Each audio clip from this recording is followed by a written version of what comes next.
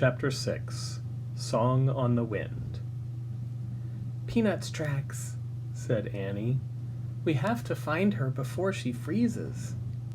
She wrapped her reindeer coat around her and headed across the snow. Jack pulled on his backpack and followed. The mouse's tracks led them between the fallen rocks and back onto the open plain. The wind blew harder. Snow swirled over the ground, covering the tiny footprints.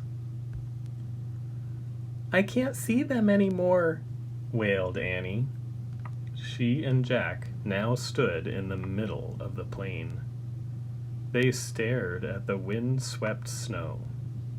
The mouse's tracks had vanished. "Yikes," whispered Annie, staring up.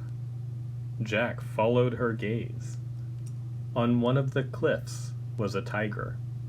A giant tiger with 2 long, sharp fangs. "A Sabertooth," said Jack. "I hope he doesn't see us," whispered Annie. "Me too," Jack whispered back. "We'd better head back to the treehouse." Jack and Annie stepped very softly across the snow. Then Jack glanced back at the cliff. The Sabertooth was gone. "Oh man," he said. "Where is he?" "Run to the trees," said Annie. He and Annie started running. They ran over the snowy plain, heading toward the tall, bare trees in the distance. Suddenly, Jack heard a crack. The ground caved in, and Jack went with it. Annie fell beside him. They crashed down onto a heap of branches, snow, and earth. They struggled to stand. Jack pushed his glasses into place. "You all right?" he asked Annie. "Yes," she said. They both looked up. They were in a deep hole. All Jack could see were gray clouds moving overhead. "This is a trap," Jack said. "The Cro-Magnons must have put branches over this hole. Then the snow hid the branches so we didn't see them." "There's no way out," said Annie. She was right. They were helpless. The pit was too deep to climb out of. "I feel like a trapped animal," Annie said.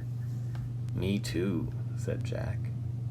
He heard a yowl in the distance. "The Sabertooth," whispered Annie. Jack pulled out the Ice Age book. He found a picture of the Sabertooth. He read, "The Sabertooth was the fiercest beast of the Ice Age.